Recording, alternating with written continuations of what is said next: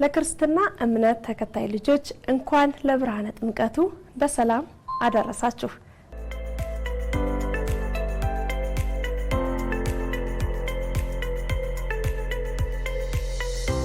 ልጆችዬ የጥምቀት በዓል በሚከበርበት ጊዜ የተለያዩ ሃይማኖታዊ እንዲሁም ባህላዊ ክዋኔዎች ይከወናሉና በዛሬ እኔም ጠይቀው ዝግጅታችን ደግሞ የጥምቀት በዓል በሚከበርበት ጊዜ ነጭ ልብስ ለብሰን ባህላዊ ልብስ ለብሰን ሴቶቹ ማለት ነው የተለያዩ ማጌጫዎችን እንጠቀማለን። ስለዛ በዛሬ እኔም ጠይቀው ዝግጅታችን የጥምቀት በዓል በሚመጣበት ጊዜ ሴቶቹ ለመዋቢያነት ለማጌጫነት የምንጠቀማቸውን የተለያዩ ጌጣጌጦችን ይዤላችሁ ቀርብ ያለው ልጆችዬ እናንተ አሁን ማሳያችሁን ጌጣጌጦች ታውቃላችሁ ወይ?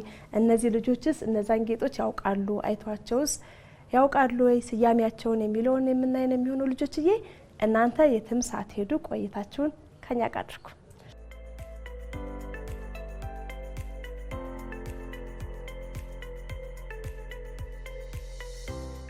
እስኪ እንተዋወቅ። ማነው ስምሽ? ስሜ ደስታ እባላለሁ።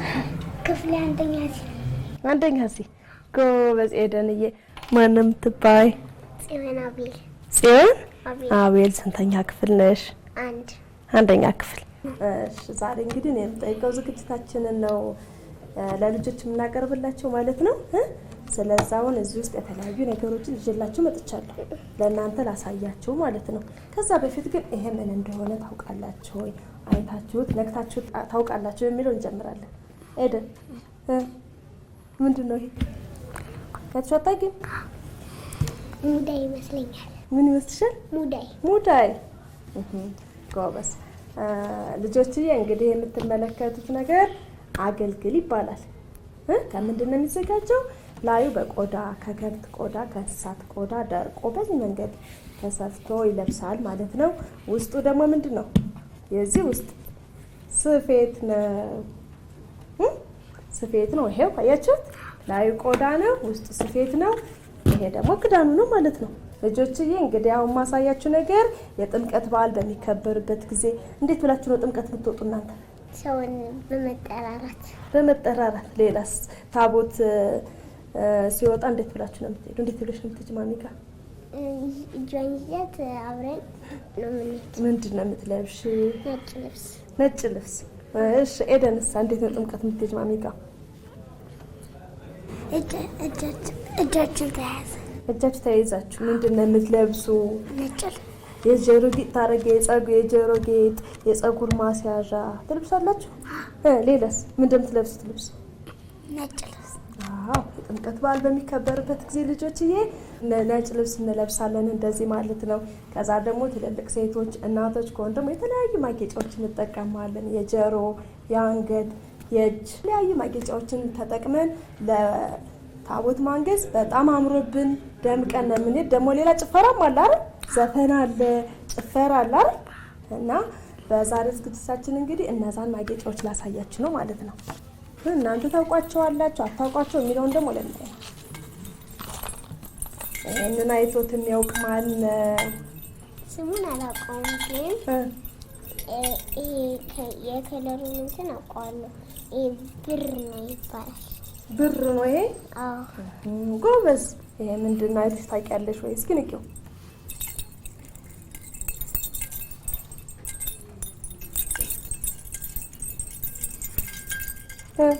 ታውቂዋለሽ? አይተሽ አታውቂም? እሺ እንዴት ነው የሚደረገው? የት ላይ የምንለብሰው ይመስላችኋል? እንዴት ነው ለማጌጫነት የምንጠቀመው? ከአንገታችን ላይ። እሺ እንዴት ነው የምንጠቀመው ይመስልሻል? ከአንገት ላይ። እስኪ ልሞክረው ልጆች። ትክክል ናችሁ። ይሄ ምን ይባላል መሰላችሁ? ቅድም ነግረሽኛል። ትክክል ነሽ። ከብር ነው የሚሰራው አይደል? ብር ደግሞ እኛ ለማጌጫነት የምንጠቀመው ነው ማለት ነው አይደል? ለምሳሌ እዚህ ጋር ጆሮሽ ላይ ብር የጆሮ ጌጥ አድርገሻል አይደል? አዎ እንደዚህ ሆኖ ብር ተሰርቶ ለማጌጫነት እንጠቀመዋለን ለጥምቀት በዓል ማለት ነው። እናቶች እኔ እንግዲህ እናት ስለሆንኩኝ ይሄንን መልበስ እችላለሁ። ለምሳሌ አሳያችሁ ልጆች።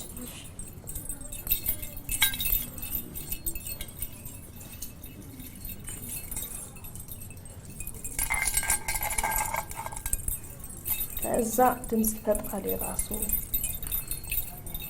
ልጆች አሁን ለብሽ ላሳያቸው ብዬ እንደዚህ አድርጌ ለብሼዋለሁ። እቺ ከላይ ነው የምትሆነው። ያያችሁ ነው። ይሄ እንዴት ነው ያምራል? በጣም ያምራል። አምሮብኛል። እሺ ምን እንደሚባል ግን አልነገርኳችሁም። ይሄ ድሪ ነው የሚባለው። ይሄ የምታዩት ቀጭን ከብር የተሰራው ይሄ የምታዩት ድሪ ይባላል። ይሄ ደግሞ ምን ይባላል? ሳንቃ። ስለዚህ አንድ ላይ ስሙ ምንድነው? ሳንቃ ድሪ የሚባለው ማለት ነው። ይሄንን ለማናቸው የሚያጌጡበት? ያገቡ ሴቶች፣ ትልልቅ ሴቶች ነው። እናንተ እንድታጌጡበት አይፈቀድም አይደል? እንደው በእናንተ እድሜ ጌጥም አይፈቀድም ማለት ልጆች። ይሄንን ታዲያ ያገቡ ሴቶች፣ ትልልቅ ሴቶች እንደዚህ ለብሰው፣ እኔ ትልቅ ስለሆንኩ ነው የለበስኩት አይደል? አዎ እንደዚህ ለብሰው አምሮባቸው አምሮብን ጥምቀት እንወጣለን ማለት ነው። ምንድነው ያልኳቸው? ይሄንን ሳንቃ ድሪ። ይሄ ድሪ ነው የሚባለው። ይሄ ደግሞ ሳንቃ ነው። ስለዛ ሳንቃ ድሪ ይባላል ማለት ነው። ልጆችዬ እንዴት ነው ላውልቀው? ልልበሰው? ሸግናው ሌላውን ላሳየች ስለሆነ ላውልቀው። እሺ ደስ ይላል። ሳንቃ ድሪ ይሄ አስቀምጫለሁ። ከዛ ደግሞ ሌላ አለ።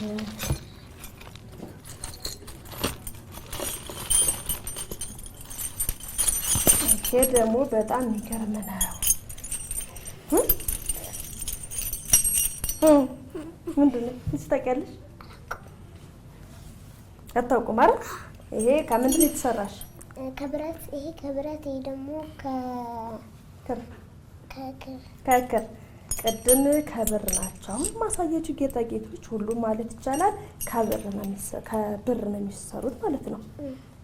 ከብር ማዕድን ማለት ነው። ወርቅ አለ፣ ብር አለ አይደለ? ከብር ነው የሚሰራው። ስለዚህ ብር ቅጥል ይባላል። ይሄ ብር ቅጥል ይባላል። ስለሆነ ብር ቅጥል ይባላል። የጥምቀት ጊዜ እንደዚህ ተደርጎ ይለበሳል ማለት ነው። ካሉት ጌጦች አቅድሞ ይሄኛው ይከብዳል። አሁን ከምለብሰው የትኛው እንዳማረብኝ ትነግሩኛላችሁ። ወስደዋለሁ። ስለዚህ ምንድን ነው አልኳችሁ? ምን ይባላል ይሄ ጌጥ? ብር ቅጥል። ለምን? የተሰራው ከብር ስለሆነ ብር ቅጥል የሚል ስያሜ ተሰጥቶታል። ይሄ ደግሞ ክር ነው ማለት ነው። ሌላው ይሄ ሁሉ ከብር ነው። ይሄ ከብር ነው። በጣም ከባድ ነው።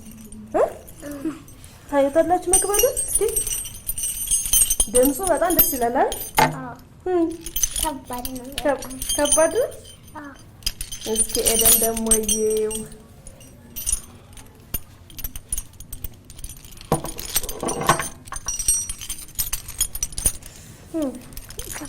ከባድ ነው አይደል?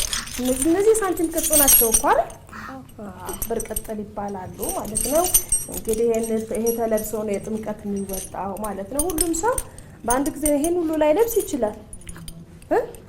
እንደ ምርጫው እንደ ፍላጎቱ እንደ ጋብቻ ሁኔታው ያገባ ያላገባ በእድሜም በጋብቻም ስለሚለያይ ማለት ነው። ስለዚህ ይሄን ደግሞ እዚህ ያስቀምጣለሁ። ማንን ያስቀምጥከውን እዚህ?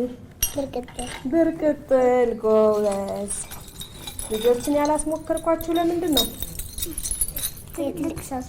የትልቅ ሰው ስለሆነ ህጻናት መሞከር የለባቸውም ብዬ ነው ማለት ነው። ይሄ ምን ይባላል መሰላችሁ? ሁሉም ከብር ነው የሚሰሩት። ድምፅ አላቸው፣ ተመሳሳይነት አላቸው፣ ክርም አለው ማለት ነው። ይሄ ደግሞ ምን ይባላል? አይቶ የሚያውቅ እስኪ ነክታችሁትም አታውቁም?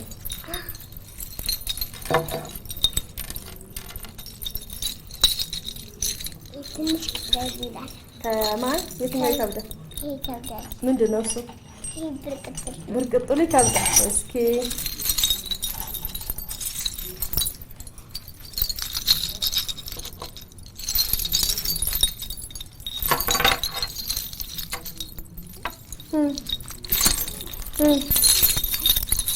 ቀለል ያለ ነው አይደል? ይሄ ደግሞ እንዴት እንደሚለበስ ይሄ ምን መሰላችሁ የሚባለው? እርባን ይባላል። ህፃናትን መሞከር መልበስ ትችላላችሁ። ይሄን ማለት ነው ለህፃናት የተፈቀደ ነው ይሄኛው ማለት ነው። እርባን ይባላል። እንዴት እንደሚለበስ ግን በምን እንዴት የሚለበስ ይመስልሻል? ባንገት እንደዚህ ነው የሚለበሰው።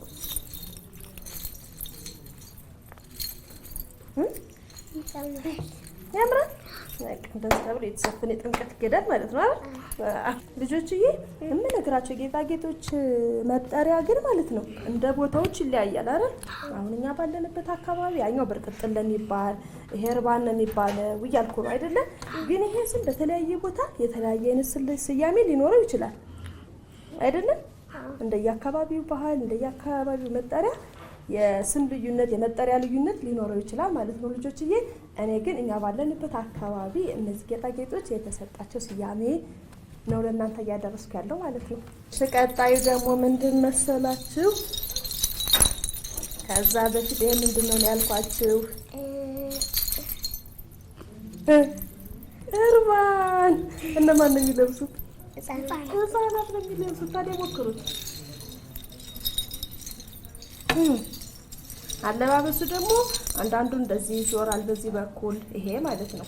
በሌላ አካባቢ እንደዚህ ይዞራል። እንደ አካባቢው ባህል ይለያያል ማለት ነው። ወደድሽው? ህፃናት መልበስ ይችላሉ ማለት ነው። ከምንድን ነው የሚሰራ ብያለሁ? ከብር እና ከክር ይሰራል። መቼ ነው የምንጠቀመው? የጥምቀት በዓል።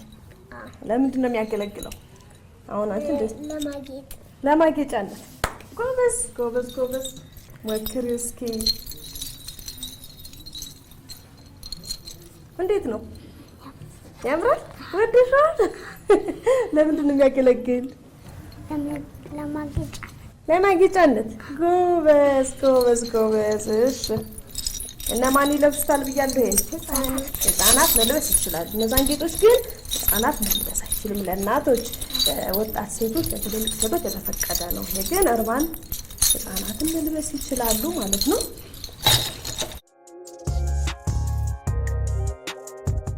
አሁን ደግሞ ሌላ ላሳያችሁ። ከቅድሙ ጋር ይመሳሰላል። በእርግጥ እኔ አውቀዋለሁ። ይሄን ታውቂዋለሽ?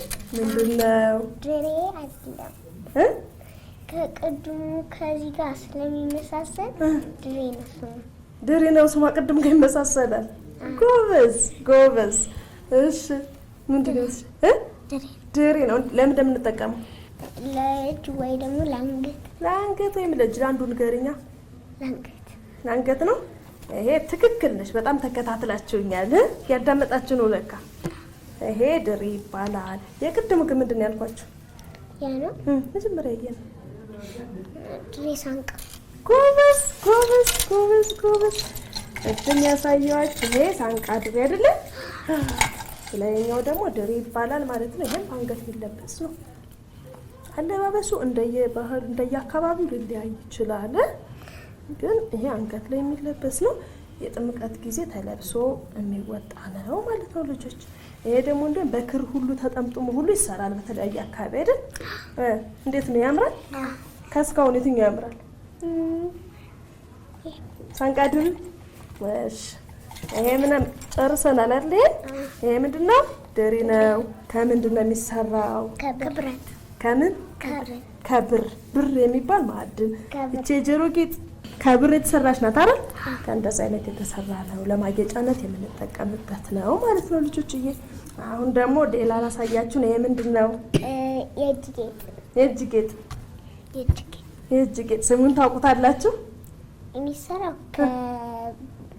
ከእንትን ነው ከብር። ከብር ነው የሚሰራው። እሺ ስሙን የሚያውቁ ሰው ከምን ነው የሚሰራው? ከብር። እሺ ስሙ ምን ይባላል ልጆችዬ? እነዚህ ህፃናት እንግዲህ ከተማ አካባቢ ያደጉ ልጆች ስለሆኑ እነዚህን ጌጣጌጦች የማየትም የመንካትም እንደገና እናቶችም እህቶችም ሲያጌጡባቸው የማየት እድል አላገኙ ማለት ነው ልጆችዬ። እናንተም በየአካባቢያችሁ እንደ አይነት ልምድ ሊኖራችሁ ይችላል። ገጠር አካባቢ ያላችሁ ልጆች ወይም ደግሞ ወደ ገጠር አካባቢ ቤተሰብ ለመጠየቅ የምትሄዱ ልጆች ግን ይሄን ነገር የማየት እድል ላይ ይኖራቸዋል ብዬ አስባለሁ ልጆችዬ። ለዛ ነው ልጆቹ መለየት ያልቻሉት ማለት ነው። እንደ ካሁን በፊቶቹ ጌጣጌጦች ማለት ነው ከብር የተዘጋጀ ነው ማለት ነው። ለጥምቀት በዓል እና ለሌሎችም በዓላት ጥቅም ላይ የሚውል ነው ማለት ነው። አምባር ወይንም ድኮት ይባላል። እጅ ላይ ነው በዚህ መልኩ እንደዚህ ይሰፋል። ማስፋት ይቻላል በእጃችን ልክ ማለት ነው። ይሄው እንደዚህ ይሆናል። ከዛ ደግሞ በዚህኛው የጥምቀት በጣም ነው የሚዘነጠው አይደል? ተዘንጦ ተለብሶ ነው የሚወጣው። እዛ ስለዛ ይሄ ሁሉ ማጌጫ የኛ ነው ማለት ነው። ምንድነው የሚባል አልኳቸው? ነው ምንድነው የሚባል አልኳቸው? ነው ስሙ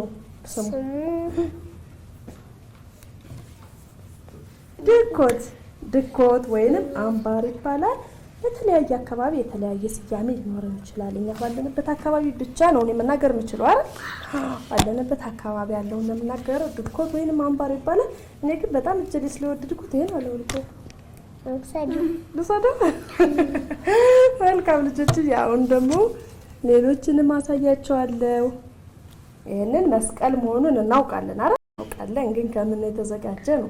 ከብር ሆኖ ከብርና ከብረት ነው የተዘጋጀ። ከብርና ከብረት። አሁን አንቺ መስቀል ለብሰሻል። ግን እነዚህ መስቀሎች ብዙ ጊዜ ለበዓላት ይለበሳሉ። ገጠር አካባቢ ደግሞ እናቶች እንዲሁም ይለብሳሉ።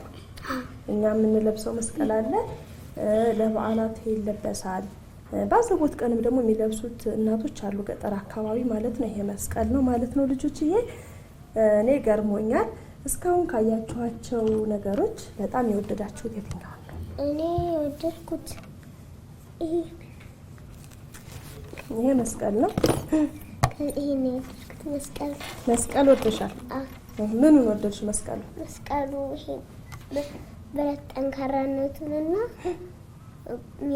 ስለሚያምር ወድጄዋለሁ። መስቀሉን ወደሽዋል? ይሄ የብር መስቀል ነው ማለት ነው። ሄደ እስካሁን ካየሽው ነገር የትኛውን ወደሽዋል?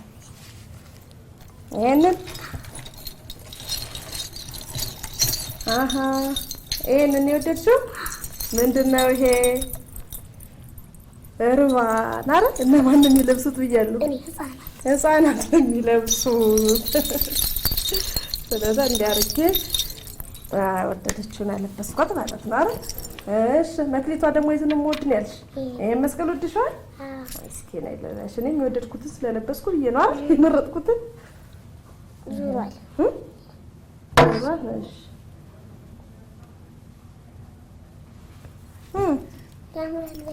በጣም ያምራል። ወዳችሁታል? እኔም በጣም ወድጄዋለሁ። እሺ የምንድን ነው ያልኳችሁ? ይባላል ያልኳችሁ ብርቅጥል በጣም ጎበዝ ናቸው። እያንዳንዱ ስያሜ እየነገሩ እኔ በጣም ገርመውኛል። በጣም ወድጃቸዋለሁ። ጎበዞች ናቸው ማለት ነው።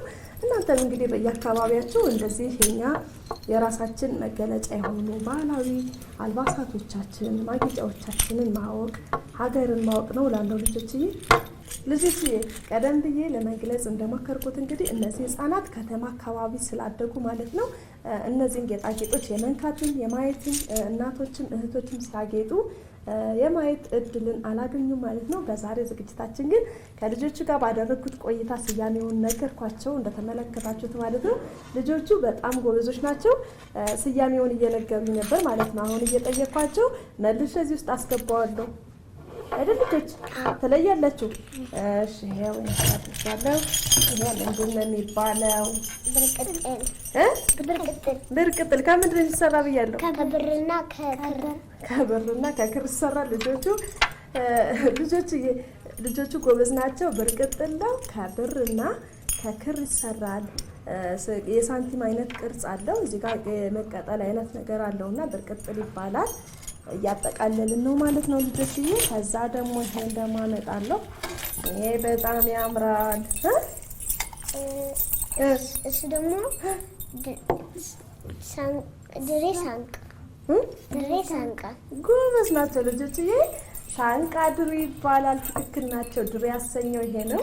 ሳንቃ ደግሞ ያሰኘው ይሄ ነው። ስለዛ ሳንቃ ድሬ ነው ማለት ነው። ይሄ ቦታው ጋር እየመለስኩት ነው።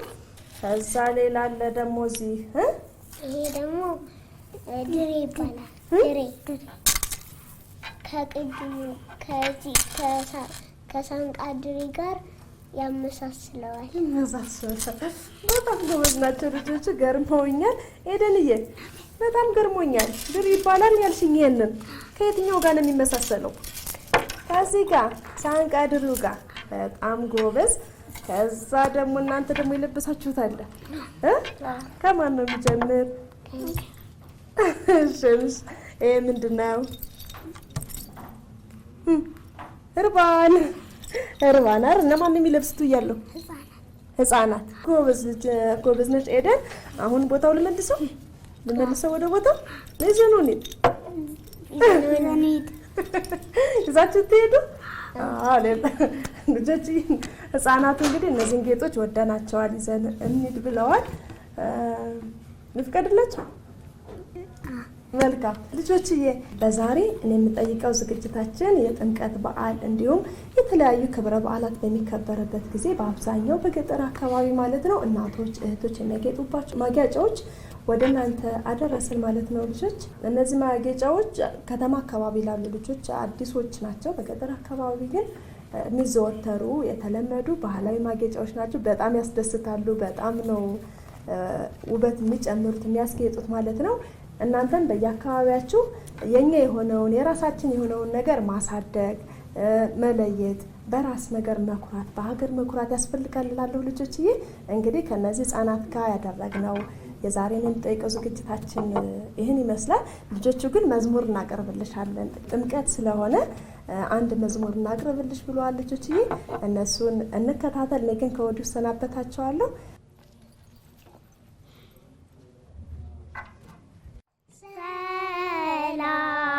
ለኪ እያለ ሰላም ለኪ እያለ ሐርና ወርቁ ስታስማማ የገብርኤል ድምፅ ተሰማ ተሰማ የመላኩ ድምፅ ተሰማ ተሰማ የገብርኤል ድምፅ ተሰማ ውሃ ስትቀጂ ክንፉን እያማታ ላበስርሽ የመጣው በታላቅ ደስታ ከሞገስሽ ብዛት ሲታጠቅ ሲመጣ አቅርቦልሽ ነበር የክብር ሰላምታ። የአሚኮ ልጆች እንኳን ለብርሃነ ጥምቀቱ በሰላም አደረሳችሁ። መልካም በዓል።